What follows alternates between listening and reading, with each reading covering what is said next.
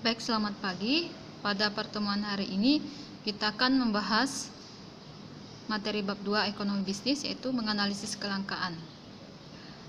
Nah, berikut ini submateri yang akan kita bahas di bab 2, yaitu ada kelangkaan kebutuhan manusia, barang dan jasa sebagai alat pemenuhan kebutuhan, dan biaya oportunitas.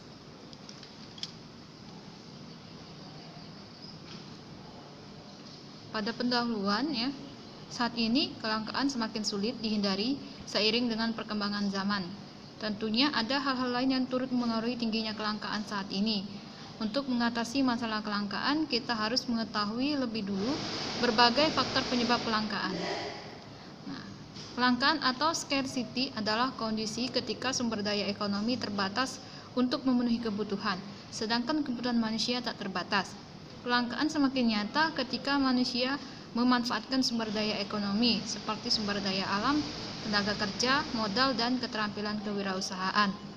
Penyebab terjadinya kelangkaan ada 4: keterbatasan benda pemenuhan kebutuhan di alam, kerusakan sumber daya alam akibat ulah manusia, kemudian keterbatasan kemampuan manusia mengolah sumber daya ekonomi yang ada, dan peningkatan kebutuhan yang lebih cepat dibandingkan dengan penyediaan sarana pemenuhan kebutuhan. Pembahasan yang kedua, kebutuhan manusia. 1. Ada jenis-jenis kebutuhan. Jenis kebutuhan berdasarkan tingkat intensitas dibagi 3. Kebutuhan primer adalah kebutuhan manusia yang dapat dipenuhi untuk melangsungkan hidupnya. Contoh kebutuhan primer adalah makanan, minuman, pakaian, dan perumahan. 2. Kebutuhan sekunder ialah kebutuhan yang dipenuhi setelah kebutuhan primer. Dan yang terakhir, kebutuhan tersier adalah kebutuhan yang dipenuhi setelah kebutuhan primer dan sekunder terpenuhi. Jenis kebutuhan berdasarkan subjek yang membutuhkan dibagi 2, kebutuhan individu dan kebutuhan umum. Kebutuhan individu adalah kebutuhan yang berhubungan dengan berbagai individu yang berbeda. Sebagai contoh, seorang petani membutuhkan cangkul, benih, traktor, dan alat pertanian lainnya. Kebutuhan umum adalah kebutuhan yang berhubungan dengan masyarakat atau disebut juga kebutuhan sosial. Contohnya sarana dan fasilitas umum seperti jalan raya, jembatan penyeberangan, taman kota, jaringan listrik, dan fasilitas lainnya. Jenis kebutuhan berdasarkan waktu. Kebutuhan sekarang adalah kebutuhan yang tidak dapat ditunda pemenuhannya.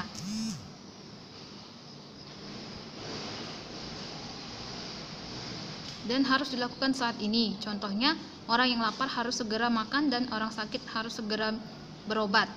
Kebutuhan masa mendatang ialah kebutuhan yang dirancang atau direncanakan untuk memenuhi kebutuhan pada masa depan. Contohnya, orang tua menabung atau mengikuti asuransi pendidikan untuk mempersiapkan biaya kuliah anaknya. Jenis kebutuhan menurut sifat pemenuhan kebutuhan. Kebutuhan jasmani dan rohani.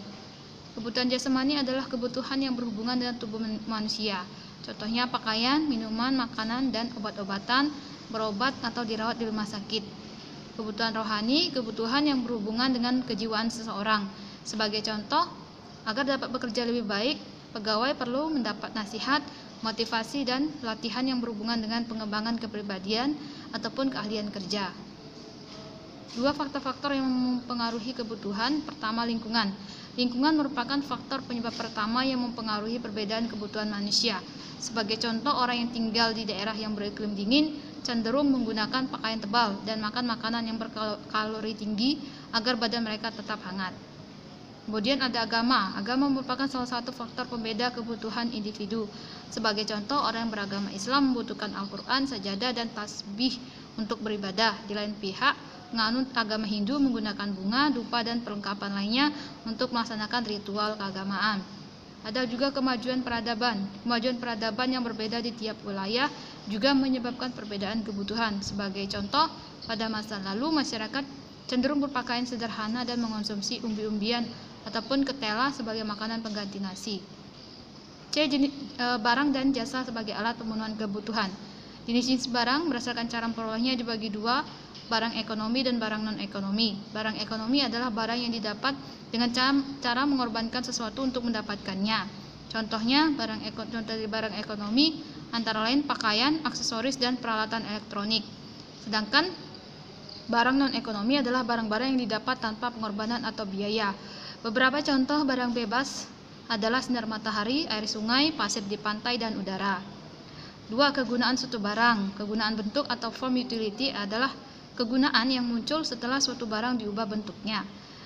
Kegunaan tempat atau place utility adalah kegunaan yang muncul setelah suatu barang dipindahkan letaknya ke tempat lain.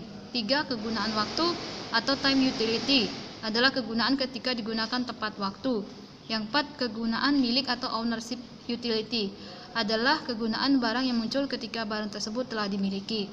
Terakhir, biaya oportunitas. Biaya oportunitas adalah alternatif terbaik yang kita korbankan ketika menetapkan pilihan.